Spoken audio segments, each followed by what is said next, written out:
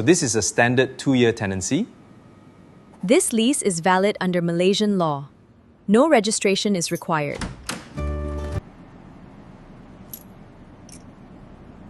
Thank you so much. I really appreciate it. You're very welcome. Here are your keys. Here is the signed agreement. Thank you. Pleasure doing business. Good afternoon. I am the new owner of this property. Let's look at this tenancy agreement first. Even with a valid agreement, we must check your rights. When a property is sold, the new owner might not be bound. Malaysian land law can limit your protection here. Imagine renting a house for 2 years. What happens when the landlord sells the property? Is an unregistered tenancy legally protected in Malaysia? Looking at this agreement, you are still protected. It is valid between the landlord and yourself. But does it bind the new owner? The National Land Code provides limited protection. We must act quickly. The tenancy is valid. Can I stay? It does not bind the new owner. Thank you, my lord. He is entitled to possession. Thank you, my lord. He is entitled to possession. I understand, my lord. There are 3 legal issues in this matter. The first one is validity of unregistered tenancy. Registration is usually needed to create a legal interest. Many short-term tenancy are not registered, which lead to the question, can they still be legally recognized and enforced? The second issue is the protection against the new owner. Problem arises after sale, transfer, foreclosure or auction. Torrent system protects certainty of title, which lead can the tenant continue occupation against the new proprietor. The last issue is adequacy of current framework. NLC recognizes the short-term tenancy. Endorsement exists as an added safeguard, which lead, is this enough in practice or is reform needed? My name is Hanis Marizoni Ma'ruf. Next, for the statutory provision. The main statute for this issue is the National Land Code 1965. Under the NLC, a lease and a tenancy exempt from registration are different. A lease usually involves a longer term interest and must be registered. This can be seen through Section 5 and Section 206, Clause 1, Clause P, which show that registration is important to create a legal interest in land. Section 221 and 222 also deal with leases and subleases, usually for terms exceeding 3 years. For our topic, the most important provision is Section 213. It recognizes a tenancy exempt from registration, which means a tenancy not exceeding 3 years. Therefore, a short-term tenancy does not need registration and still valid between the landlord and tenant.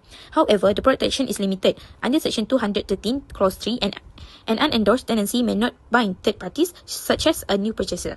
Section 316 and 317 allow endorsement on the title to strengthen protection. Section 267, Clause 2 is also relevant when the property is charged to a bank and later sold by auction. So, the takeaway is simple. Malaysian law recognizes short-term tenancy, but stronger protection depends on the endorsement. My name is Nur Imanina and I will be explaining about the recent development.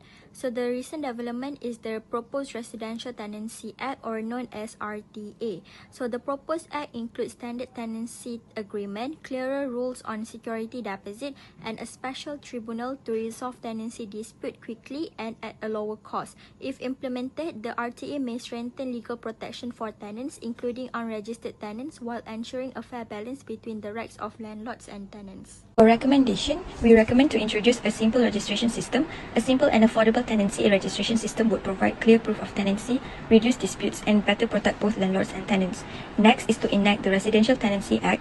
A dedicated tenancy law would clearly define the rights, responsibilities, and remedies of landlords and tenants, including those in unregistered tenancies. And the last one is to establish a special tenancy tribunal. A specialized tribunal would offer a faster and cheaper, a more accessible way to resolve landlord and tenant disputes without lengthy court proceedings. In conclusion, unregistered tenancies are legally recognized and protected under Malaysian law, particularly under Section 213 of the National Land Code 1965. However, this protection is limited. Cases such as Tan Kok Leong against Loh Kim Hai and Hotel Ambassador Sdn Bhd against Sim Power Sdn Bhd demonstrate that unregistered tenancies may not bind subsequent purchases when ownership changes. Therefore, tenants remain vulnerable in certain situations.